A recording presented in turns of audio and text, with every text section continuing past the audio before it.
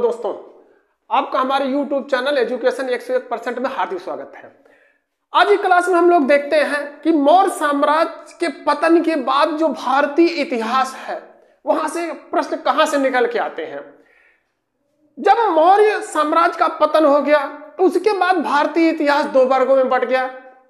एक वर्ग जो है, जो विदेशी आक्रमणकारी आए, जो मध्य एशिया से विदेशी आए, उन्होंने उत्तर पश्चिमी प्रांत और भारत के मध्य भाग पर अपना अधिकार कर लिया। और एक भाग था जो देसी राजा थे, जैसे हम कह सकते हैं कि शुंग वंश था, कंडव वंश था, वकाटक वंश था, आंध्र सातवाहन वंश था। इन लोगों ने एक क्षेत्र पर अधिकार कर लिया। पहले क्या था कि मौर्य साम्राज्य जो है एक बहुत बड़े भूभाग पर शासन सत्ता चला रहा था, लेकिन जब पहले के राजा थे जो मौर्य वंश वाले, वो शक्तिशाली थे, लेकिन जो बाद के राजा हुए वो उतने शक्तिशाली नहीं थे। हम या यूं कह सकते हैं कि उनमें जो है शासन सत्ता चलाने की जो क्षमता नहीं थी। धीरे धीरे उनका पतन हो गया और पतन होने के बाद एक समय जो था चंद्रगुप्त मौर्य और अशोक महान का शासन सत्ता काफी बड़ी एरिया में फैली हुई थी। उनके जो बाद में हुए, उनके बाद जो है सत्ता छोटे छोटे टुकड़ों में विभाजित हो गई। कुछ एरिया पर विदेशी आक्रमणकारी है शासन सत्ता चला रहे थे, कुछ एरिया पर जो है देसी राजा जो है शासन सत्ता चला रहे थे।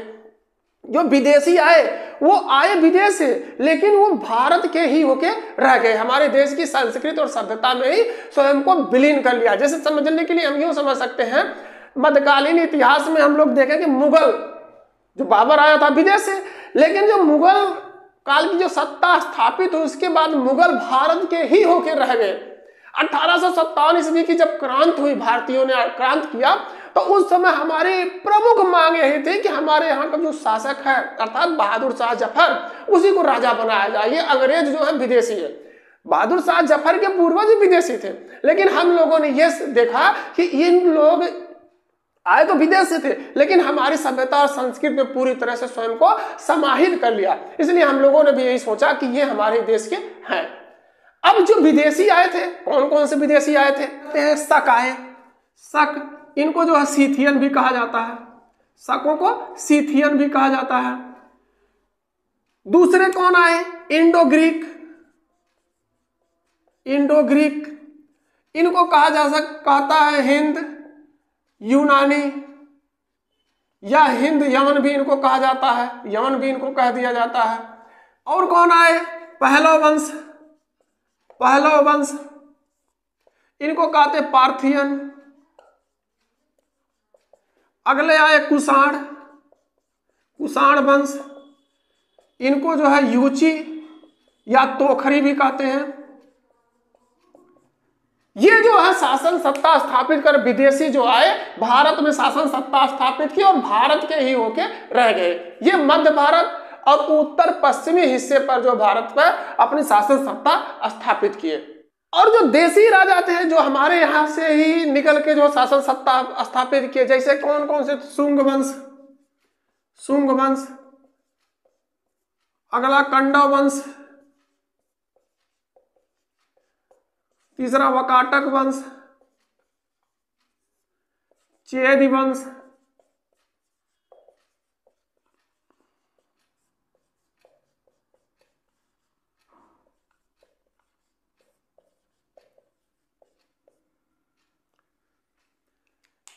ये जो राजा थे, देसी राजा थे, इन लोगों ने भी भारत के कुछ हिस्से पर अपनी शासन सत्ता स्थापित की। इसमें से जो है ये तीन जो है, शुंग वंश, कंडव वंश और वकाटक वंश, ये ब्राह्मण वंश थे, अर्थात पहली बार ब्राह्मणों ने भी अपनी शासन सत्ता स्थापित की मौर्य साम्राज्य के पतन के बाद। ये जो दो थे ये जनजातीय वंश थे, जनजातीय वंश हैं। इस प्रकार से भारतीय इतिहास मौर्य साम्राज्य के पतन के बाद दो हिस्सों में बंट गया, दो भागों में बंट गया, एक तो देसी राजा और दूसरे विदेशी राजा। अब इसमें से जो हम लोग आगे देखते हैं कि इन शासन सत्ता के स्थापना की जानकारी हमको कहां से मिलती है, किस माध्यमों से हमको यह पता चलता है कि ये जो पांच थे देसी राजा, इन लोगों ने भारत पर शासन सत्ता स्थापित की। किसके माध्यम से चलता है कि कुछ विदेशी भी आए, शक या कुषाण, अभी जो हम लोगों ने पीछे देखा, उनकी शासन सत्ता स्थापित हुई, उसका जानकारी हमको कहां से मिलती है? तो हम लोग एक एक करके देखने का प्रयास करते हैं। इनके जानकारी का जो स्रोत मिला हमको, जैसे हम उस समय देखते हैं बौद्ध धर्म काफी अपने चरमोत्कर्ष पर था, मौर्य वंश वालों ने भी इसको सह दिया, लेकिन यहां से जानकारी, उस समाज की जानकारी जो बौद्ध ग्रंथ होते थे, जैसे कुछ ग्रंथ मंजूश्री मूलकल्प है, दिव्यावदान है, ललित विस्तर है, इसके माध्यम से हमको जो है इन शासन सत्ता स्थापित करने वालों की जानकारी मिलती है। जैसे कौन सी किताब है? मंजूश्री मूलकल्प, ललित विस्तर,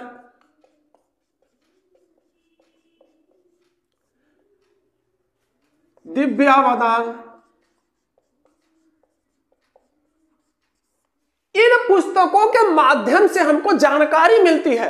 विशेष तौर पर ये जो दिव्यावदान है, इस दिव्यावदान में जो पुष्यमित्र शुंग है, शुंग वंश का संस्थापक है, उसको क्या बताया गया है? उसमें बताया गया है कि ये बौद्ध धर्म का विनाश करने वाला है, या बौद्ध धर्म का जो है संहारक है, संहारक है। लेकिन अगर हम लोग आगे चल के जब पुष्यमित्र संघ को पढ़ेंगे तो हम लोग देखते हैं कि ये पुष्यमित्र संघ के बारे में जो ये दिव्यावदान कहती है, हम कह सकते हैं कि ये सरासर गलत है।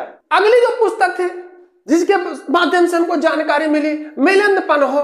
ये मिलिंद पन्हो बौद्ध भिक्षु नागसेन द्वारा रचित है। ये किताब जो है मिलिंद पन्हो, ये किताब जो है बौद्ध भिक्षु है, नागसेन द्वारा रचित है। किस भाषा में? ये पाली भाषा में रचित है।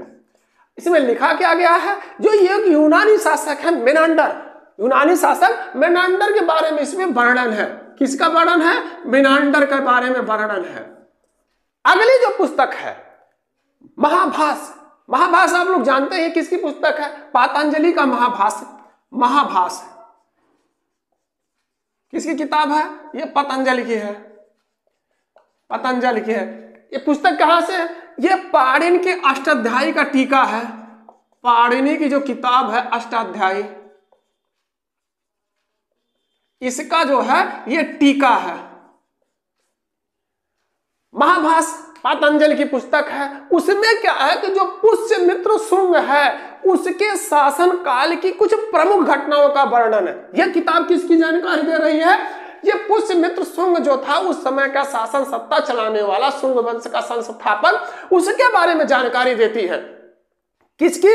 कि उसके समय में जो कुछ प्रमुख घटनाएं घटित थी उसकी ये जानकारी देती है। आगे इस पुस्तक में क्या वर्णित है? इस किताब में आगे क्या लिखा गया है कि ये यवन है। कौन? ये यवन। इन लोगों ने भारत के ऊपर आक्रमण कर दिया। भारत के ऊपर कहां तक ये पहुंच गए? ये साकेत और माध्यमिका क्षेत्र को रौंद डाला। माध्यमिका साकेत का मतलब ये अपना अयोध्या क्षेत्र वाला साकेत, और ये माध्यमिका का मतलब है कि चित्तौड़गढ़ वाला एरिया। उसको ये लोग आक्रमण करके अर्थात अपने बलबूते पर उसको अपने कब्जे में ले लिया था। ये कहां से हमको पता चलता है? महाभाष्य से। पतंजलि की पुस्तक महाभाष्य, उसमें कहता है कि ये जो साकेत है और माध्यमिका, इसको जो है अपने कब्जे में ले लिया। कौन ले लिया? यवन लोगों ने अपने कब्जे में इसको ले लिया। अगली किताब है गार्गी संहिता। जैसे कि आप लोग जब पढ़े थे तो गार्गी संहिता ये ज्योतिष की पुस्तक है। आप लोगों को जानकारी है कि ज्योतिष की पुस्तक है गार्गी संहिता। गार्गी संहिता जो है हम कह सकते हैं आम भाषा में कि ये जो गार्गी संहिता है ये ज्योतिष की पुस्तक है, लेकिन इसमें क्या है कि यवनों के बारे में भी जानकारी हमको दी गई है। यवन जो विदेशी थे उसके बारे में इसमें जानकारी दे दी गई है। क्या दे दी गई है? कि ये यवन जो थे साकेत, मथुरा, पांचाल को जीतते हुए कुसुमध्वज तक पहुंच गए। कुसुमध्वज अर्थात ये पाटलिपुत्र जो मौर्यों की राजधानी थी, वहां तक ये पहुंच गए। आप समझ सकते हैं कि कितना कमजोर शासन सत्ता उस समय हमारे यहाँ की हो गई थी कि लोग पाटलिपुत्र तक जीतते हुए पहुंच रहे हैं। कौन? विदेशी। ये हमको जानकारी कहां से मिली? गार्गी संहिता से मिली। ये यवन जो थे कहां तक पहुंचे? साकेत को जीत लिया, पांचाल को जीत लिया, मथुरा को जीत लिया। इन सबको जीतते हुए कहां पहुंच गए? कुसुमध्वज। ये कुसुम ध्वज तक पहुंच गए, इसकी जानकारी हमको कहां से मिली? ये गार्गी संहिता जो पुस्तक है उसके माध्यम से हमको ये जानकारी मिली। एक कालिदास की किताब है मालविकाग्निमित्रम, ये एक नाटक ग्रंथ है। मालविकाग्निमित्रम कालिदास की किताब है।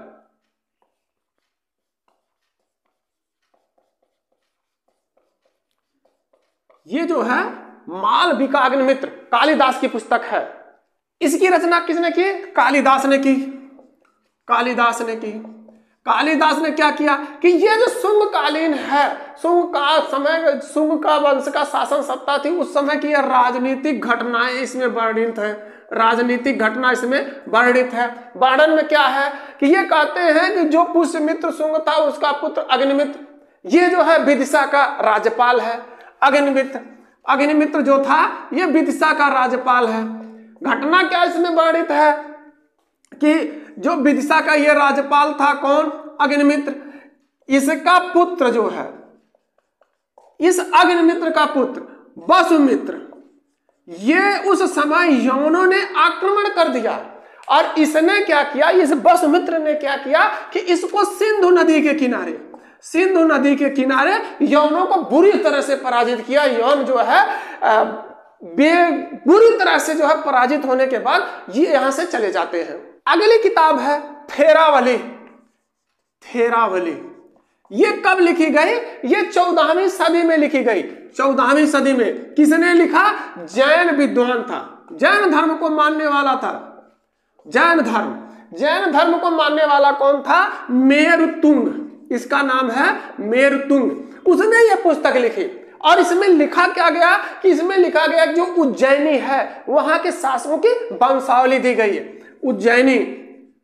उज्जैनी के जो है शासक हैं इनकी वंशावली दी गई है,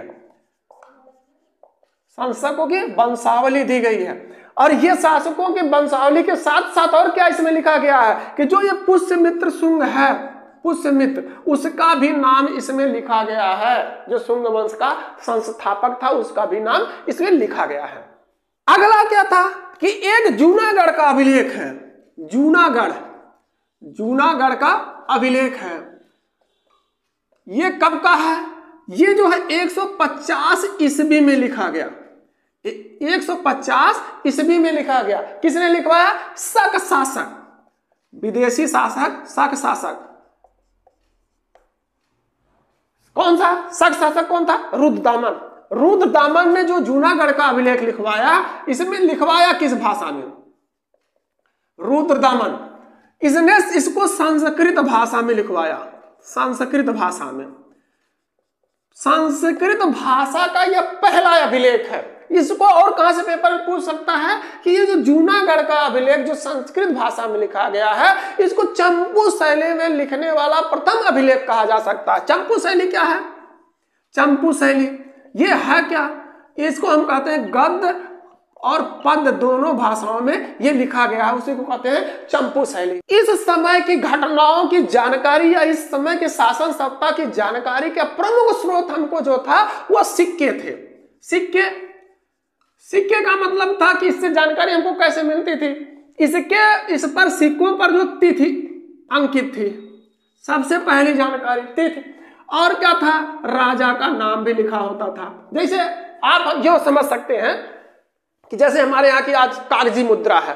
कागजी मुद्रा पे क्या है कि जब कोई भी नोट जारी होती तो उस पर समय लिख दिया जाता है कि इस वर्ष से जारी हुई है। उस पर किसकी दस्तखत होती है? तो ये गवर्नर जो होता है उस समय उसकी दस्तखत होती है। तो अगर वो काफी समय बाद या कई दिनों के बाद भी हमको नोट मिलती है, तब भी हम ये अनुमान लगा लेते हैं कि ये समय का ये नोट है और इस पर किसकी दस्तखत है? उस समय का जो गवर्नर था उसकी दस्तखत है। उसी तरीके से सबसे अच्छी जानकारी हमको जो है उस समय मौर्य साम्राज्य के पतन के बाद जो है जानकारी का प्रमुख स्रोत सिक्का था, जिसमें क्या था कि तिथि भी लिखी हुई थी और किस राजा ने जारी किया उसका भी वर्णन उस पर था। अब हम लोग देखते हैं इन सभी जानकारियों के प्राप्त होने के बाद हम लोग ये देखते हैं कि जो मौर्य साम्राज्य का पतन हुआ उसके बाद जो है सबसे पहले जो है देशी राजाओं में किसने शासन सत्ता स्थापित की। पिछली क्लास में हम लोगों ने देख लिया था कि मौर्य साम्राज्य का जो सेनापति था पुष्यमित्र शुंग, उसने अंतिम मौर्य साम्राज्य किसके बिल्कुल, अंतिम मौर्य साम्राज्य बृहद्रथ की हत्या कर दी। कब की? 185 ईसा पूर्व में। 185 ईसा पूर्व में मौर्य वंश के अंतिम शासक बृहद्रथ की हत्या कर दी। किसकी हत्या की? बृहद्रथ की। और इसकी हत्या करने के बाद उसने एक नए वंश की स्थापना की। पुष्यमित्र शुंग ने एक नए वंश की स्थापना की। अब कौन सा वंश? शुंग वंश की स्थापना कर दी। शुंग वंश की स्थापना कर दी। शुंग वंश का नाम से एक नए वंश की स्थापना कर दी। ये एक प्रतापी राजा था, एक शक्तिशाली राजा था। इसने अपने दम पर शासन सत्ता को संचालित करने का पूरा प्रयास किया और उसमें सफल भी रहा। बाद में बेशक इसके साम्राज्य का पतन हुआ, लेकिन जब तक ये था इसके साम्राज्य में जो है विस्तार हो रहा था। अब हम देखते हैं शुंग वंश। शुंग वंश सबसे पहले ये शुंग कहां के निवासी थे? तो ये उज्जैन के निवासी हैं। उज्जैन के निवासी हैं। और इनके जो पूर्वज थे, शुंगों के पूर्वज थे, ये मौर्य साम्राज्य की सेवा में थे। इस पुष्यमित्र शुंग के बारे में जानकारी हमको कहां से मिलती है? ये पुष्यमित्र शुंग जो था इसके बारे में जानकारी है अयोध्या अभिलेख से। अयोध्या अभिलेख से हमको पता चलता है कि पुष्यमित्र शुंग ने जो है अब एक शासन सत्ता स्थापित की। और क्या किया कि इसने 2 अश्वमेध यज्ञ करवाया। 2 अश्वमेध यज्ञ करवाया।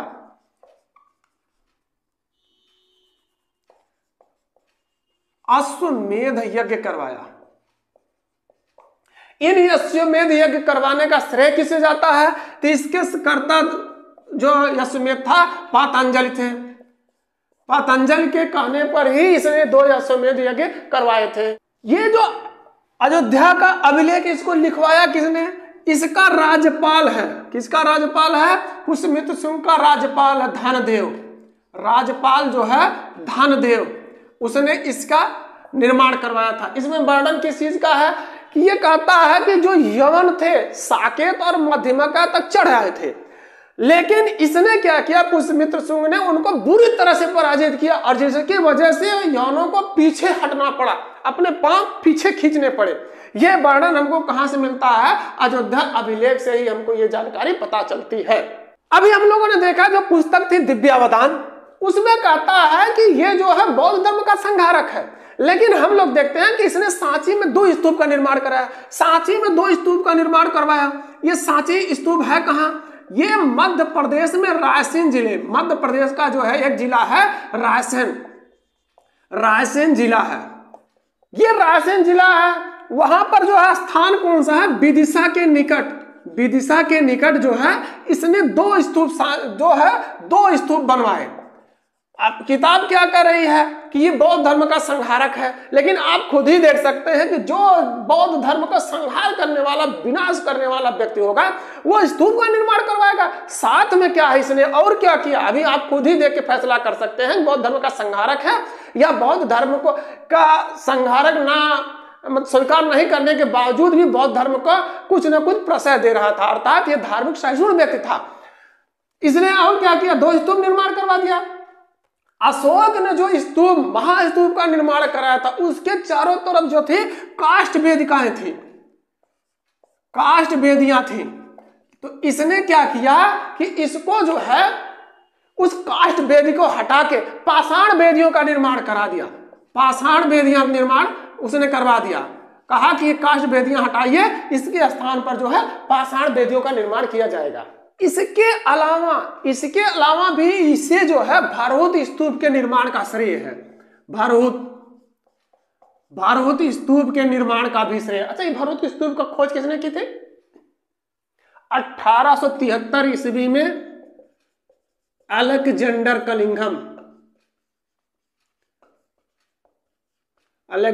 कनिंघम ने की थी इस भरहुत स्तूप की खोज। अब आप खुद ही फैसला करिए कि जो आदमी स्तूपों का निर्माण करवा रहा है, स्तूप बनवा रहा है, वो उस धर्म का संहार कैसे करेगा? ये किताब जो कह रही है वो हमारे हिसाब से बिल्कुल सरासर गलत कह रही है। इसके बाद अग्निमित्र शासक बनता है। इसके बाद अग्निमित्र शासक बनता है।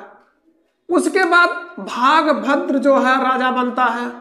शुंग वंश का ही भागभद्र राजा बनता है। इसके दरबार में एंटियोलोकिडास ने हेलियोडोरस नामक राजदूत भेजा था।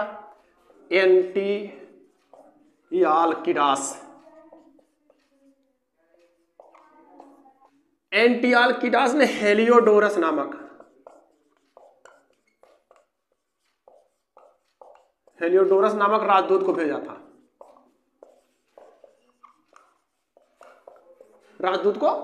था, अब हम आगे देखते हैं कि शुंग वंश की जो शासन सत्ता थी वो समाप्ति के कगार पे आ गई है। शुंग वंश था उसका अंतिम शासक, शुंग वंश का अंतिम शासक देवभूत,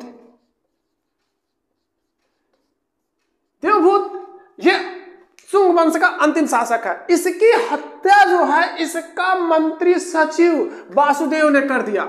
वासुदेव ने कर दिया। कब किया? 75 ईसा पूर्व में इसने इसकी हत्या कर दी। आप लोगों को याद होगा कि एक मूवी है, एक फिल्म है चाचा भतीजा, जो 1977 ईस्वी में जो है रिलीज हुई थी। उसका एक गाना है कि बुरे काम का बुरा नतीजा ना मानो खुद करके देखो। इसका जो सचिव था इसने अंतिम शुंग शासक की हत्या कर दी और इस शुंग वंश का जो संस्थापक था पुष्यमित्र शुंग, जो सेनापति था मौर्यों का, उसने मौर्य वंश के अंतिम शासक की हत्या कर दी। अब भाई इसके पूर्वजों ने गलत काम किया, उसका खामियाजा इसके आने वाली पीढ़ी को भुगतना पड़ा। वो सेनापति था, ये इसका मंत्री और सचिव दोनों था। अब चूंकि ये पहले इसने देखा था कि जो इसके पूर्वजों ने ऐसा किया था, तो अगर एक बार इसको लगा भी होगा कि हम अपने राजा की हत्या कर रहे हैं तो गलत कर रहे हैं, तुरंत इसके दिमाग में ये आया होगा कि इसके भी पूर्वजों ने तो ऐसा किया था, अर्थात गलत जिसने किया है अगर उसके साथ गलत किया जाए तो गलत नहीं कहा जा सकता। अब शुंग वंश की शासन सत्ता समाप्त हो गई, अब एक नया वंश आता है कंडा वंश। यहां से बहुत पेपर में प्रश्न नहीं पूछता है। इसमें कुल केवल 4 शासक हुए। इस कंडा वंश का अंतिम शासक जो था सुशर्मन था, अंतिम शासक।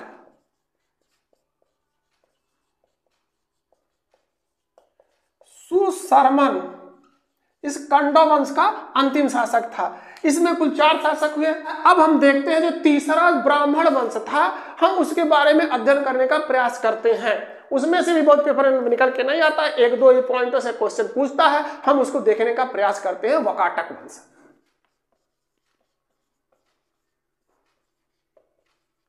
इस वकाटक वंश का संस्थापक बिंदशक्ति। ये जो बिंदशक्ति था इसने 255 ईस्वी में इस वकाटक वंश की स्थापना की। राजधानी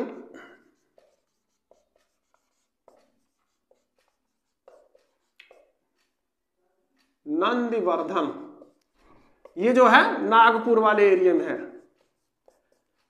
इसके पूर्वज जो है लगभग 200 वर्षों तक शासन सत्ता चलाए। 200 वर्षों तक इन लोगों ने नागपुर वाले एरिया में अपनी शासन सत्ता स्थापित की थी। इस वंश का एक राजा था रुद्रसेन द्वितीय। इसने एक पुस्तक लिखी प्राकृतिक भाषा में इसने पुस्तक लिखी। पुस्तक का क्या नाम था? सेतुबंध नामक पुस्तक इसने प्राकृतिक भाषा में लिखी। ये जो है वकाटक वंश का शासक है रुद्रसेन द्वितीय। कभी कभी पेपर में पूछता है कि जो अजंता की गुफा है, कौन सी गुफा जो वकाटक काल से संबंधित है? तो अजंता की जो गुफा 9 और 10 है। अजंता की गुफा जो 9 और 10 है, 9 व 10, ये जो है गुफा वकाटक काल से संबंधित है।